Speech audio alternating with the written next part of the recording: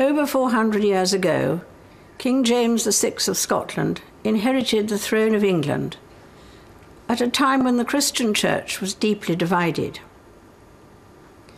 Here at Hampton Court in 1604, he convened a conference of churchmen of all shades of opinion to discuss the future of Christianity in this country.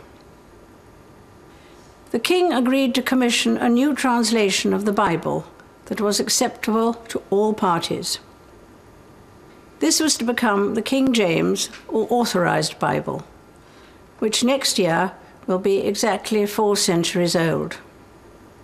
Acknowledged as a masterpiece of English prose and the most vivid translation of the Scriptures, the glorious language of this Bible has survived the turbulence of history and given many of us the most widely recognized and beautiful descriptions of the birth of Jesus Christ, which we celebrate today. And so it was that, while they were there, the days were accomplished that she should be delivered. And she brought forth her firstborn son, and wrapped him in swaddling clothes, and laid him in a manger, because there was no room for them in the inn. And there were in the same country shepherds, abiding in the field, keeping watch over their flock by night. And lo, the angel of the Lord came upon them, and the glory of the Lord shone round about them, and they were sore afraid.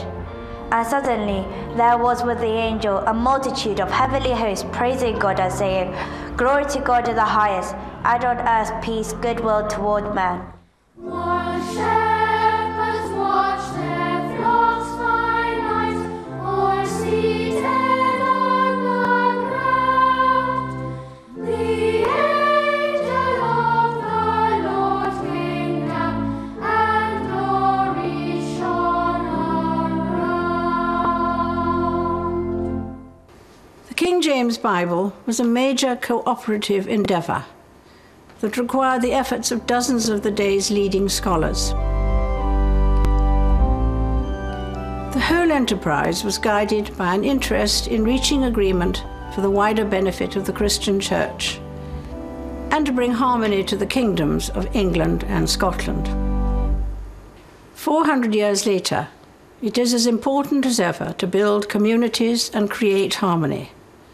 And one of the most powerful ways of doing this is through sport and games. Well, play!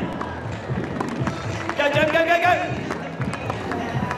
During this past year of abundant sporting events, I've seen for myself just how important sport is in bringing people together from all backgrounds, from all walks of life, and from all age groups.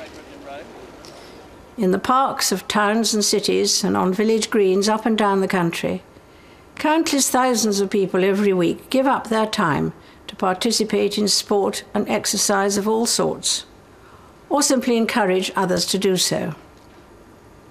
These kinds of activity are common throughout the world and play a part in providing a different perspective on life. Team. Go guys, go. Apart from developing physical fitness, sport and games can also teach vital social skills. None can be enjoyed without abiding by the rules. And no team can hope to succeed without cooperation between the players. This sort of positive team spirit can benefit communities, companies, and enterprises of all kinds.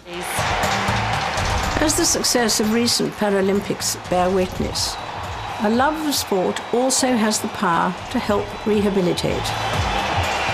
One only has to think of the injured men and women of the armed forces to see how an interest in games and sport can speed recovery and renew a sense of purpose, enjoyment, and comradeship.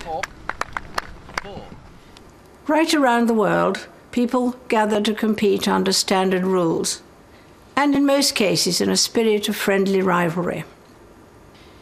Competitors know that to succeed they must respect their opponents. Very often they like each other too.